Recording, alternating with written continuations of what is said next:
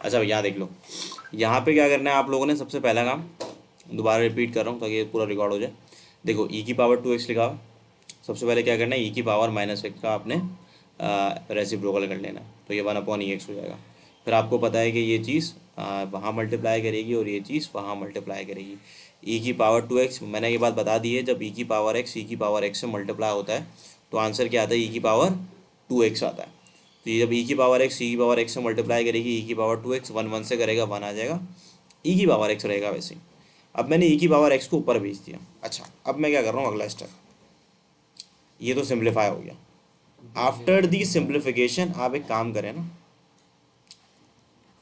यहाँ पे इसको ऐसे भी लिख सकता हूँ मैं, एक ही बात है, ई की पावर x का होल स्क्वायर। यहाँ पे मैं इसको ऐसे लिख सकता हूँ 1 प्लस ई की पावर x का होल स्क्वायर, और यहाँ पे मैं लिख सकता हूँ इसको dx ही लिखूंगा, जाहिर है। अब इधर जो आपने सपोज करना है, ये वाहिद सवाल है, इसमें डेरिवेटिव प्रेजेंट नहीं होगा पूरा का पूरा। अब ये सवाल तभी सॉल्व होगा जब आप इसको t किसको मानेंगे, ई की पावर x को। फॉर्मूला बन जाएगा फिर ये D T upon D X will become E की पावर एक्स। तो अगर आप यहाँ से डी एक्स को अलग करें तो ये क्या बन जाएगा, डी टी अपॉन ई की पावर एक्स, क्योंकि मेरे जहन पे चल रहा है नीचे फॉर्मूला 1/1 प्लस एक्स स्क्वायर, और 1/1 plus X square tan inverse X upon E के बराबर होता है, 1/ए टेन इनवर्स एक्स अपॉन है। तो अगर हम इसका स्क्वायर बना ले तो इसका फॉर्मूला बन सकता है। तो जैसी सपोजिशन करोगे ना, तो तवज्जो सुनना भाई, यहाँ पे ई की पावर एक्स रहेगी वैसी।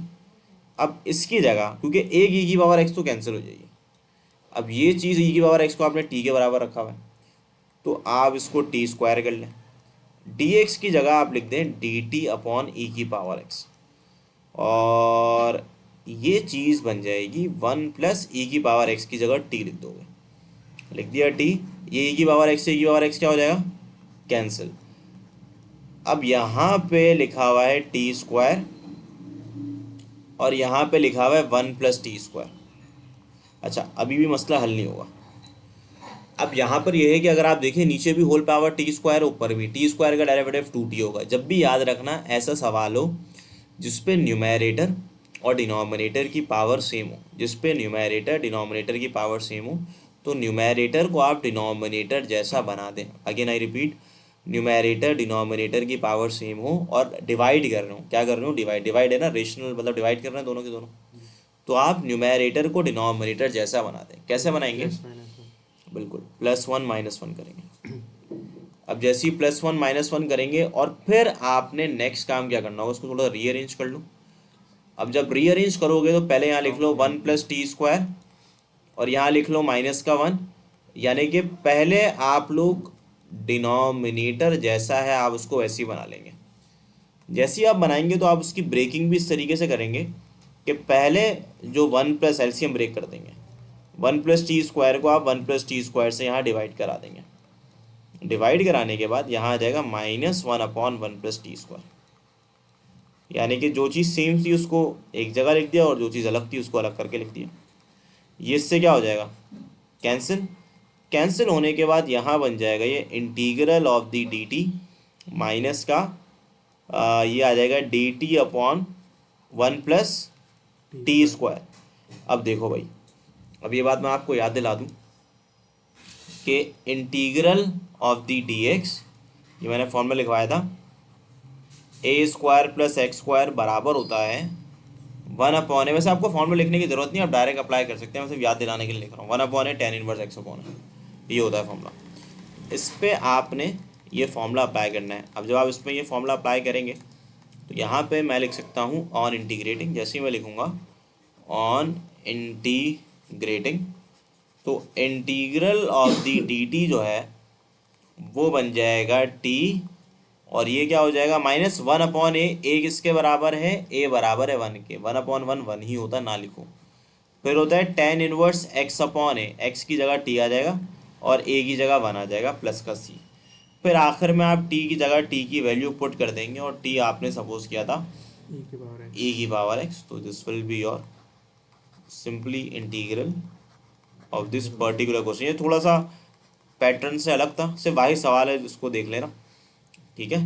तो ये इस तरीके से ही सॉल्व होगा। ये है क्वेश्चन नंबर 2 का पार्ट नंबर 7। अब क्वेश्चन 2 के पार्ट 7 के बाद बाकी आसान है, वही सेम पैटर्न वाले हैं कि ई की पावर का डेरिवेटिव प्रेजेंट होगा। तो देखो भाई, अगर मैं यहाँ पे इंटीग्रल लिखता हूँ इक्वल टू ई की पावर, यहाँ लिखी गई है कोसेक 2x प्लस का 1 और बराबर पे लिखा हुआ है कोसेक 2x और फिर लिखा हुआ है कॉट 2x और फिर लिखा हुआ है dx। अब अगर आप यहाँ पे पावर को देखें तो पावर ये रही कोसेक 2x प्लस 1। मैं अगर इसका डेरिवेटिव पूछूं तो आपको कोसेक x का डेरिवेटिव याद होगा, minus cosec x cot x होता है, तो बिल्कुल प्रेजेंट है। ठीक है, तो यहाँ पे 1 का तो मतलब ही नहीं है, 1 का डेरिवेटिव 0 हो जाएगा।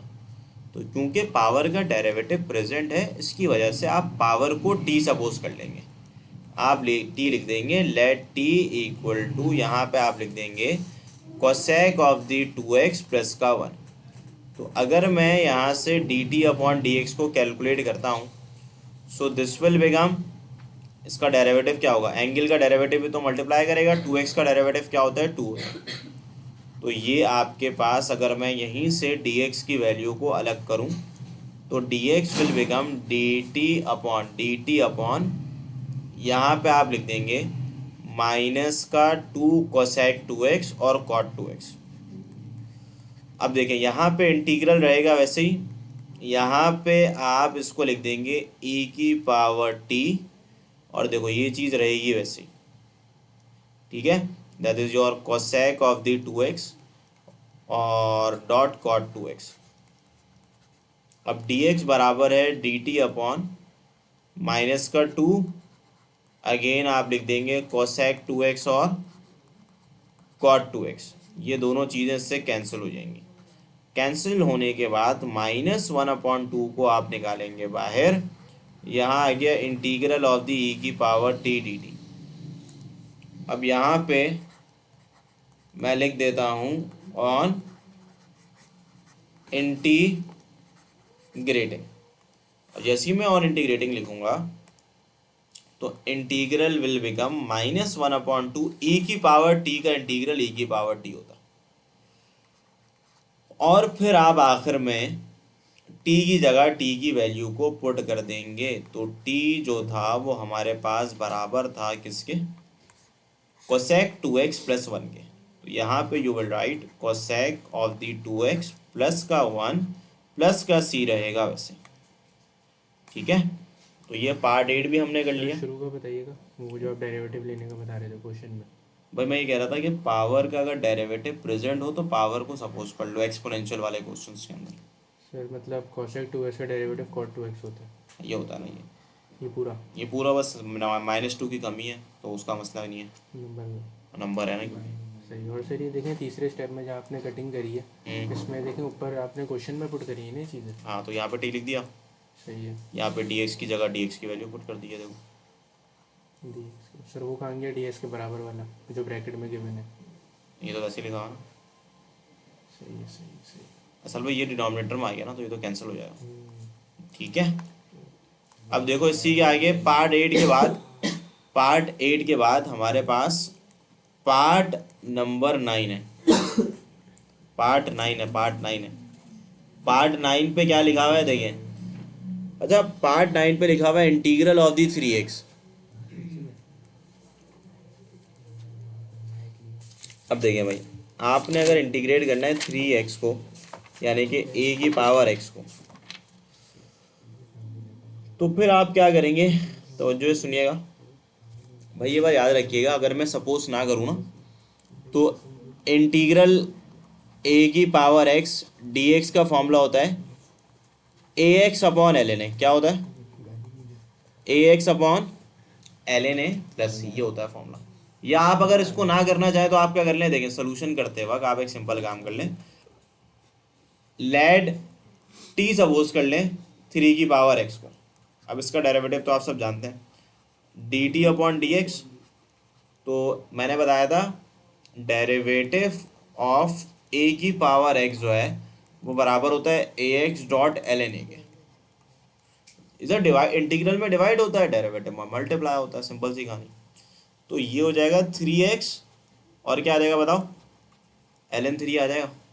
ठीक है, तो अगर मैं यहाँ से dx को अलग करूँ, फॉर एग्जांपल dx को अगर मैं अलग करके बताऊँ, सो dx जो है वो हमारे पास बराबर हो जाएगा dt अपॉन, फिर क्या आएगा बताओ, 3x ln 3 आ जाएगा। ठीक है भाई, तो मैं क्या करता हूँ, मैं वैल्यूज़ को पुट कर देता हूँ। इसको मैं ऐसे लिख देता हूँ, या तो इसकी जगह आप 3 की पावर x लिखते हैं और यहाँ पे आप लिखते हैं dt अपॉन 3 की पावर x ln 3। अब कोई बच्चा फॉर एग्जाम्पल अगर इसकी जगह t लिख देता है फॉर एग्जाम्पल, तो फिर वो यहाँ पे भी t लिखेगा, यानी कि दोनों को सेम लाजमी करेगा। अगर यहाँ वो t लिखेगा तो यहाँ पे भी t लिखेगा, तो वो हर सूरत में कैंसिल ही होना है। अब जब ये कैंसिल होगा तो ये 3 की पावर x से 3 की पावर x क्या हो जाएगा, कैंसिल हो जाएगा। आफ्टर कैंसिलिंग इट आपके पास जो 1/ln 3 ये नंबर होता है, ये कॉन्स्टेंट, इसको आप बाहर निकाल लें। तो जब आप बाहर निकालेंगे तो यहाँ बच जाएगा इंटीग्रल ऑफ द dt। अब जहाँ यहाँ पे इंटीग्रल ऑफ द dt बच गया है, तो आप यहाँ कह सकते हैं, सिंपल आप लिख सकते हैं ऑन इंटीग्रेटिंग।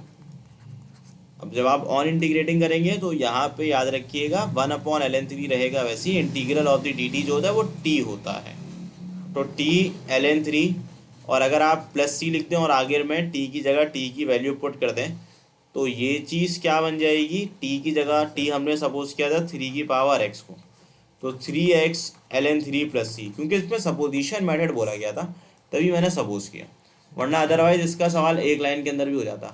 क्या कि इसमें फॉर्मूला आपको गिवन है ये रहा, तो इसका इंटीग्रल क्या होगा 3 की पावर x अपॉन ln 3। इसी तरीके से MCQs में आ गया कि भाई आपने इंटीग्रेट करके बताना है 5 की पावर x dx को, तो आप बोलेंगे सर 5x और यहाँ क्या लिख देंगे ln 5 प्लस इसी तरीके से आ गया इंटीग्रल ऑफ दी 6 की पावर x dx, तो आप लिखेंगे 6 की पावर x और अपॉन पे क्या लिख देंगे ln 6 प्लस c। ठीक है, अगर पूरा 2.5 मार्क्स के लिए आएगा तो आपने पूरा सॉल्यूशन सब्स्टिट्यूशन मेथड से करके दिखाना होगा। अब पार्ट 9 के बाद now sir integral of dt किसके बराबर होता है, ठीक है। ठीक है, इंटीग्रल ऑफ dx x होता है। ठीक है, अब इसका पार्ट नंबर 10, अगर मैं यहाँ से आपसे डिस्कस करूँ पार्ट नंबर 10, पार्ट नंबर 10 पे कहा जा रहा है e की पावर क्या है बताओ, sine x plus cos x plus का 3, ये लिखा हुआ है। अब अगर मैं इसको आगे देखूं तो लिखा हुआ है cos x minus sine x, ये चीज़ लिखी हुई है ना, cos x minus sine x और फिर लिखा हुआ है dx। अब आपने क्या करना है, सबसे पहले पावर को सपोज कर लें, लेट t इक्वल टू, यहाँ लिख लें sine x plus cos x plus का 3। अब इसका डेरिवेटिव निकालना है आप लोग, तो सिंपल सी बात है, साइन x का डेरिवेटिव कॉज x होता है, माइनस और साइन x होता है, और जाहिर सी बात ये 3 का 0 हो जाएगा। तो अगर आप यहाँ से dx को निकालते हैं, सो dx बराबर हो जाएगा dt upon cos x minus sine x। तो देखो इंटीग्रल इक्वल टू यहाँ पे आ जाएगा e की पावर t, इसको आप लिखें वैसे ही, that is your cos x minus का साइन x, और आप dx की जगह लिख देंगे dt अपॉन फिर आप यहाँ लिख देंगे cos x minus sine x। Cos x minus sine x से cos x minus sine x cancel हो जाएगा, यहाँ बच जाएगा e की पावर t और dt। अगर मैं आपसे पूछूं e की पावर t का इंटीग्रल क्या है, आप बोलेंगे सर e की पावर t होता। ठीक है, और अगर मैं पूछूं t की वैल्यू क्या थी, तो t की वैल्यू हमारे पास इनिशियली गिवन थी, that is your sine x plus cos x plus 3। ठीक है, तो यहाँ पे मैं लिख लेता हूँ साइन x प्लस का कॉज x प्लस का 3 प्लस c। सो ये हमारे पास सर dt का इंटीग्रल नहीं लेंगे, किसका, dt नहीं dt का तो t होता है, लेकिन dt के दरमियान एक फंक्शन आ गया ना e की पावर t, ये दोनों तो कैंसिल हो जाएंगे, और e की पावर t का इंटीग्रल e की पावर t होता है। तो वही